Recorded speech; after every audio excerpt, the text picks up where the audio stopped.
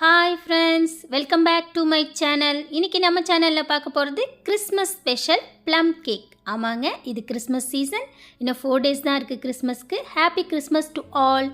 சூப்பரான Christmas special இந்த plum cake வீட்லேயே அவன் இல்லாமல் எக் யூஸ் பண்ணாமல் எப்படி செய்யலான்னு பார்க்க போகிறோம். அதுக்கு முன்னாடி இப்போ தான் என்னோடய சேனல் முறையாக பார்க்குறீங்கன்னா சப்ஸ்கிரைப் பண்ண மறந்துடாதீங்க. கூடவே பெல் சிம்பிளையும் ப்ரெஸ் பண்ணிக்கோங்க. அப்போ தான் என்னோடய அடுத்தடுத்த வீடியோ உங்களுக்கு நோட்டிஃபிகேஷனில் கிடைக்கும். இப்போ வாங்க வீடியோக்குள்ளே போயிடலாம்.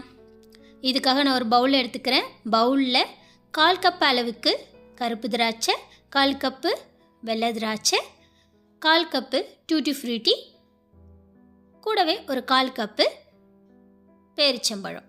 இது எல்லாத்தையும் சேர்த்துட்டு இது கூட 1/2 கப்பு அளவுக்கு ஆரஞ்சு ஜூஸ் சேர்த்துக்கிறேன். கொஞ்சம் திக்கான ஜூஸாகவே எடுத்துக்கோங்க. இப்போ இந்த இதை ஒரு 1 ஹவருக்கு ஊற விட்டுடலாம். அப்போ தான் இந்த ட்ரை ஃப்ரூட்ஸ் எல்லாமே நல்லா சாஃப்டாக வரும். இப்போ அடுத்ததாக இன்னொரு பவுல் எடுத்துக்கிறேன். இதில் 1/4 கப் அளவுக்கு கட் பண்ண பாதாம் சேர்த்துக்கிறேன். இன்னொரு 1/4 கப் அளவுக்கு பொடி பண்ண முந்திரி பருப்பு, அப்புறம் இன்னொரு 1/4 கப்பு பிஸ்தா பருப்பு.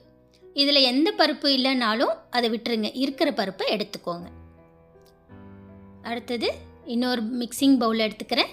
அதில் 1 கப்பு அளவுக்கு ஆல் பர்பஸ் ஃப்ளோர் சேர்க்குறேன். ஒரு சீவர் வச்சு அதில் சேர்த்துக்கோங்க. எல்லாத்தையும் நம்ம சலிச்சு எடுத்துக்க போகிறோம். இது கூடவே 2 டீஸ்பூன் அளவுக்கு கொக்கோ பவுடர் சேர்த்துக்கிறேன்.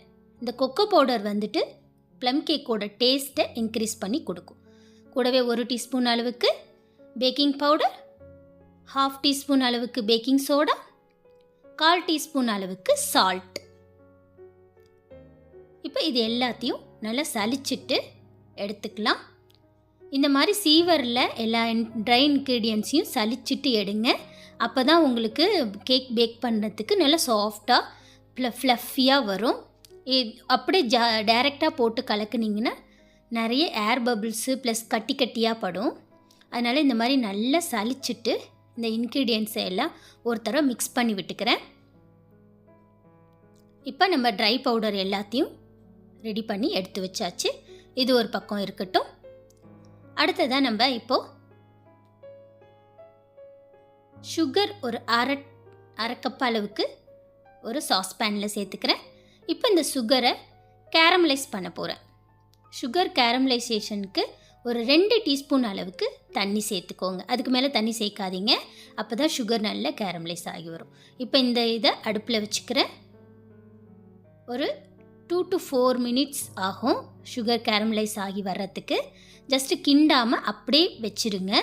அப்போ தான் அந்த சுகர் வந்து நல்லா கேரமலைஸ் ஆகி வரும். இப்போ பாருங்கள், கொஞ்சம் கொஞ்சமாக அந்த ஒயிட் சுகர் வந்து ப்ரௌனிஷாக மாறி வரதை பார்க்க முடியுது. சைட்லலாம் அந்த ப்ரௌன் கலர் வர்றது பாருங்கள். கொஞ்சம் கொஞ்சமாக சுகர் வந்து கேரமலைஸ் ஆகிட்டுருக்கு. இந்த கேரமலைஸ்டு சுகர் தான் நம்மளோட ப்ளம் கேக்குக்கு கலர் கொடுக்க போகுது. இப்போ சர்க்கரை ஓரளவுக்கு கேரமலைஸ் ஆகிடுச்சு. இப்போ லைட்டாக ஒரு தடவை கிண்டி விட்டுக்கிறேன். இன்னும் ஒரு 1 minute வச்சுக்கலாம்.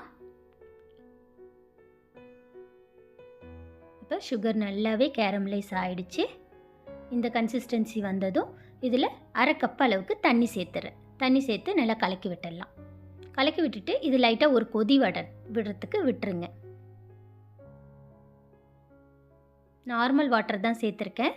இது கொதிக்கிறதுக்கு கொஞ்சம் டைம் எடுக்கும். இதை அப்படியே லீவ் பண்ணிவிடுங்க. இப்போ சுகர் வந்து கொதிக்க ஆரம்பிச்சிச்சு.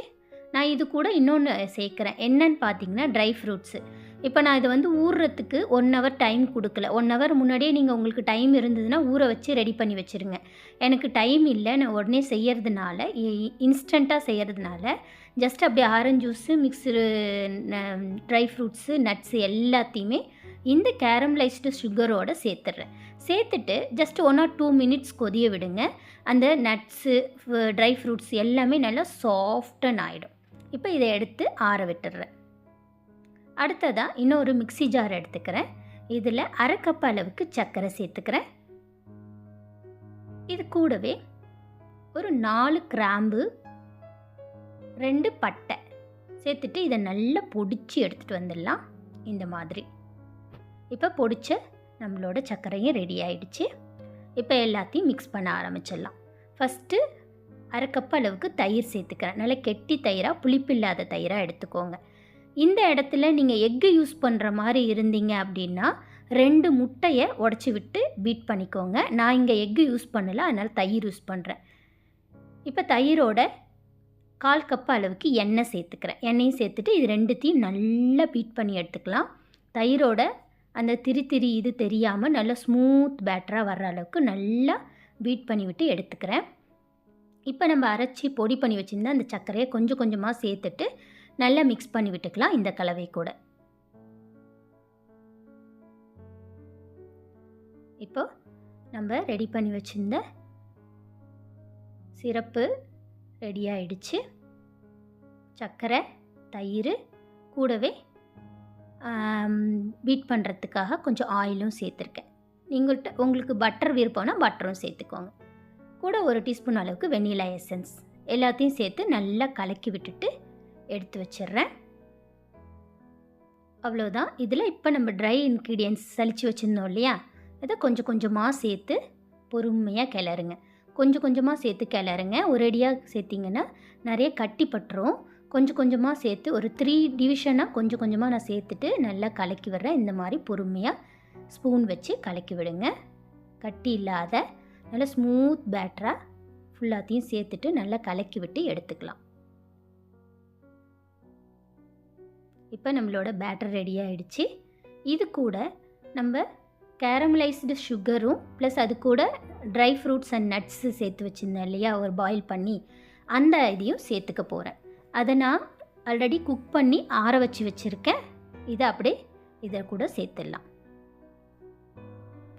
இதையும் கொஞ்சம் கொஞ்சமாக சேர்த்துட்டு கலக்கி விடுங்க. அப்போ தான் ஈவனாக எல்லா இடத்தையும் ஸ்ப்ரெட் அவுட் ஆகும். நமக்கு எல்லா இடத்துலையும் அந்த நட்ஸ் அண்ட் ட்ரை ஃப்ரூட்ஸோட டேஸ்ட்டு கிடைக்கும். இப்போ 2 போர்ஷனாக கொஞ்சம் கொஞ்சமாக சேர்த்துட்டு நல்லா மிக்ஸ் பண்ணி விட்டுக்கிறேன். அவ்வளோதான், நம்மளோட பேட்டர் ரெடி ஆகிடுச்சு. இப்போ நம்ம பேக் பண்ணுறதுக்கான பேன் ரெடி பண்ணிக்கலாம்.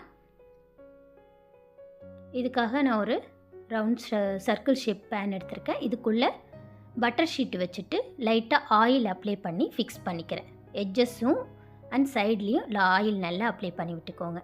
இப்போ நம்ம ரெடி பண்ணி வச்சுருந்த மிக்சரை இந்த டின்னில் போர் பண்ணிக்கலாம்.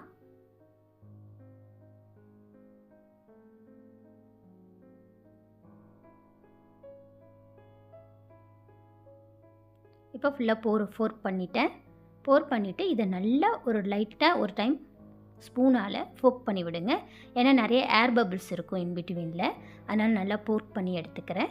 இப்போ ஒரு கடாய் அடுப்பில் வச்சுக்கிறேன். அதை ஒரு 10 நிமிஷம் ப்ரீ ஹீட் பண்ணிக்கிறேன். நான் இன்றைக்கி அவன் யூஸ் பண்ணலை, டைரெக்டாக கடாய் மட்டும்தான் யூஸ் பண்ணுறேன். இப்போ இந்த 10 நிமிஷம் ப்ரீ ஹீட் பண்ண அந்த கடாயில் நம்ம ரெடி பண்ணி வச்சுருந்த கேக் பேனை தூக்கி வச்சுட்டு மூடி போட்டு 40 நிமிஷம் வேக விடுங்க. இப்போ 40 நிமிஷம் ஆயிடுச்சு. ஓப்பன் பண்ணி பார்க்கலாம்.